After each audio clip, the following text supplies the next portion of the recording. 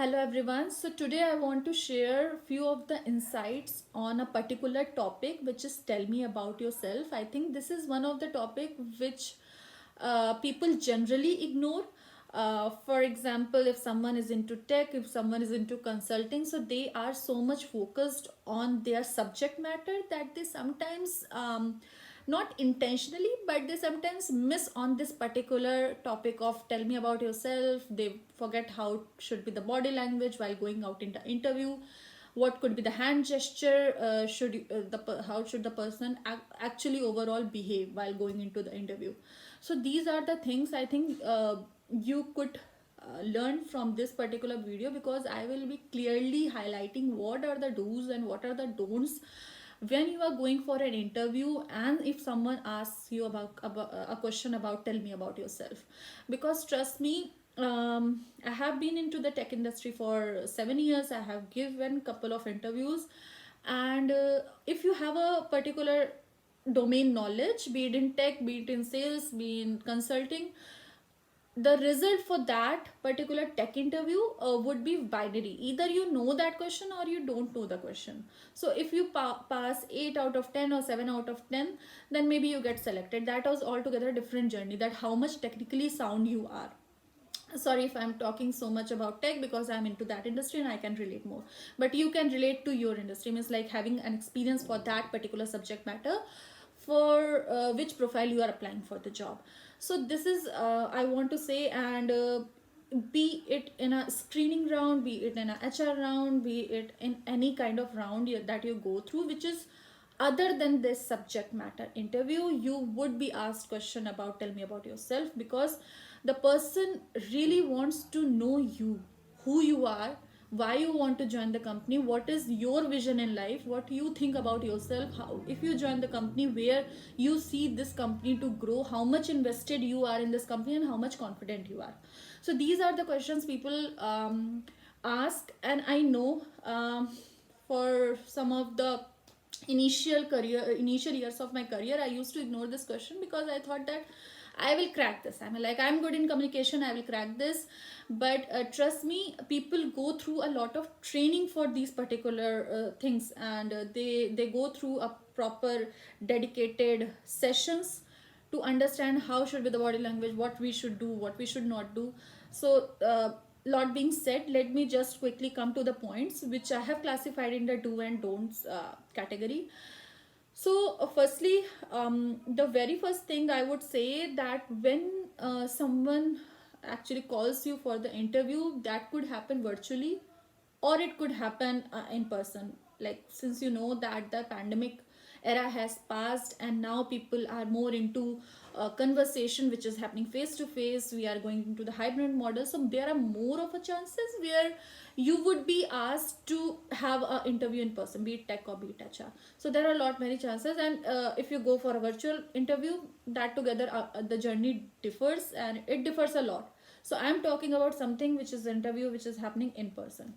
So if you go into an interviewer room, and you firstly you knock, that is the first thing. Don't enter without knocking, that is the first thing. So if you knock, the person will respond that okay, come in, because he would be waiting for you. And the moment you enter, your interview starts. Don't go by the thought that the interview only starts when he has started asking you questions. No, it doesn't.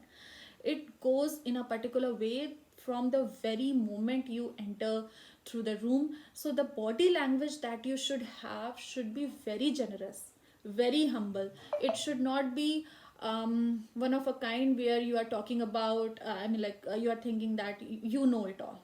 It should not happen, because you haven't started talking. So something which will come out through your gestures, through your hand movements, through your body movements. So it should sound like you are very humble and very down to earth. Even if you make it for the interview or you break it, that doesn't matter. That is decided in the end. So I was watching this behind the scenes clip of one of the very famous movie, Three Idiots, which I'm sure you all must have seen. It came out in 2009, and in that video Amir Khan was talking about how he prepared about this particular role. You know, he is called the Mr. Perfectionist, and he just blends into the character. He just gels in a best way possible to be that character, to be the person he's playing on a screen. So he was telling that the Rancho had to be the person who is always very curious. He should have that spark in his eyes when he's talking. Even when he's not talking, he is just observing, or he is just studying in the class. He should have that kind of spark in his eyes, which should show that how much curious he is to learn and to just be there. He's so much curious to be there. So that was something which is rarely seen in people. I'm not sure how many of you all enjoy going to college. I personally enjoyed a lot. I was academically very good, but that together all is a very different story. So that is exactly I got from that video, that when you enter into a interviewer's room, have a kind of personality where you are, firstly I told you about having being humble, being very down to earth. You know it all, but you don't show. You don't have to show that you know it all. You will show when the time comes. You have to show that, but not at the time of entering. So you should have that body language, and you should have that spark in your eyes, that you are really interested in this job, and you are interested to invest yourself in this company for a couple of years, whatever your target be.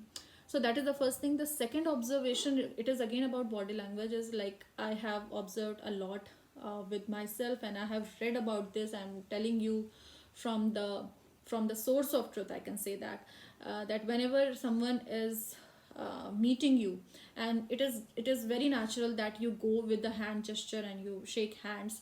So I would say, like, out of all the 100 people I, for example, met in one last year or in 6 months, I'm not sure how much the count that was, very few of them had a very good handshake. And handshake, I know many of you must be ignoring that kind of a small 5-second gesture of greeting someone, but that plays a very important role when you are meeting, when it creates a kind of caricature of yours in someone's mind, that how this person is. So you should be very confident, and you should have a firm handshake. People sometimes do a handshake of just fingers, or even if they are holding hands, it is not that firm. So it doesn't gives a very a very convincing image of that person. So I'm again, I'm not no one to judge, and I know that people do not know this fact. That's why who are meeting with me make this kind of mistakes. But I don't want you to make this mistake, and I want, whenever you enter the room, you should be having that overall body language, your character, your your tone. Speaking tone should be in a way that you are interested in this job profile. So that is the very first thing I want to tell you about. So again, now I have jotted down some of the points here which I want to show you, which I want to share with you all. So the very first thing is, someone if asks you about, tell me about yourself, you can tell about the place you belong. You can tell very few insights about your family members, but not too much. Basically, you have to tell who you are in a summary, in a sphere. So that is up to you how you want to define that, but not don't elongate the conversation. Just be very concise, be very specific. That someone says, tell me about yourself. If someone asks me, I would go with my name, to the place I belong, who's in my family, what my father does, what my mother does. That's it. Not no don't go too much into the sibling thing, like who's your brother and what he does. Maybe it would be too much, but just stick with the parents thing. The second thing will go about what's your journey in your career, how you have done what in your life, from schooling, from to graduation to job, and what are the the highlights of your personality. That is something which will inculcate a lot of things about yourself in this particular introduction. That if you have participated in any of the debate competitions, in essay competitions at your school, if you are very if you were very good in sports, any of the extracurricular activities in which you were very good, or you have achieved some awards, even if it is at district level, state level, or national level, depending upon how much you are into that, you can tell that will become a USP of yours, because that will define you are not just into this day-to-day work, day-to-day job, day-to-day means like studying thing, you are also into some extracurricular activities. If you have a particular hobby about, but don't exaggerate on any of the hobbies. For example, watching films and surfing internet is something which people talk. It should not be your hobby. It should not be the case you should tell about yourself in the interview. I'm not saying that that will create a bad impact, but that is not a necessary information. I mean, like, everyone today enjoys surfing internet. We all do that. It is not a hobby. So if you have inculcated any of the hobby that for which you have achieved something, for example, if I'm good at dancing, I have performed at district level, that could be a hobby of mine because I have invested myself heavily in that particular hobby. If I like playing badminton, you could tell that is a sport. Even if you haven't achieved a lot in that, that's fine. You can tell about that. But don't tell about hobbies which do not add lot of value to your personality, that I would say. For example, if you have joined, or if you are into a lot more this charity thing, you can tell about if you have been associated with any of the NGOs, of any of the social work, any of the CSR activities, or something which adds value to yourself, I want to say in a nutshell. That will define a tell me about yourself question a lot better way. Okay, I have already talked about achievements, debates, writing competitions, and all. And you can tell about your working experience. So here comes the next question, where you have to elaborate a bit about your working experience. When did you started having a professional career? If you are a fresher, focus more on your graduation period. I mean, like your education, that academic journey of yours, which you had in your graduation. Like. If you had participated in any kind of event management at a school, or sorry, at college, you can tell that. If you were into any of the clubs, which could be a singing club, dancing club, or any kind of organizing club, you could tell about that. So if you are also a member of any particular team which manages some of the college functions, you could tell about that too. If you are an experienced person, you can tell about some of the same things as you would be telling about yourself as a fresher. But when you are into the job profile, when you are doing a job, you can also add some of the elements which will help you show your skills as a leader. This will help you show your leadership skills, your team building skills. So you can tell about, like, you had lead a team of this and this many people, you have initiated this particular thing, and you have done this thing from scratch to like from incubation to inception and all that. So you can tell about this journey as well. So now I would be talking about the elements or the factors that you have to keep in mind and you have to avoid while introducing yourself or while answering to this particular question about tell me about yourself. So the very first thing is, like, you don't have to be over energetic. You have to be calm. You have to be composed.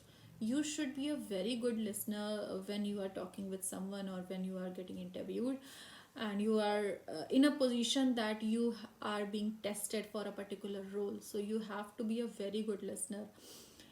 Think twice before speaking. Whenever someone asks you a question, maybe that question is not as direct as it seems to you. Maybe there is some particular element in that is built to judge you, or to, I mean, to understand your personality. So very be considerate while answering to any of the questions. Be very good listener at that point. Also, I would like to say that if you have interest in some of the areas like finance and politics, in history, or per se, like any of the matter that could be a sensitive matter, that could be, for example, religion as well. So you should not pick these items while giving an interview or while telling about yourself. For example, I myself enjoy listening or getting into the insights of politics, but I won't take this element in my interview, because the thinking process of yours and the person in front of you can vary. The opinions could vary, so you don't want to let some particular topic uh, become a backstabbing element for you. So that is something which you should avoid. Do not pick sensitive topics while speaking or even while showing your interest. If you like something of that kind, if you are very religious, for example, I am very religious, so that's my personal thing. I do not need to point that in front of the interviewer, so that it is a safe spot for me. So that's I could say the another thing which you should not do while telling yourself is like you should not recite your resume. You have already built 1 page or 2 page kind of resume, and I would heavily suggest that you give the gist of your resume in 1 or 2 statement or 3 statements, whatever you find it feasible, but don't recite them, because the person has already gone through your resume, already have seen like what skills you have, what you have been done, and which company you are associated with, which of the skills you have done. You can just give a summary. You know that in a resume on the top we list or we write 2 or 3 statements about the summary of the work we do. So that is something which you can tell, but don't recite the resume. That's all I can say about the do's and don'ts.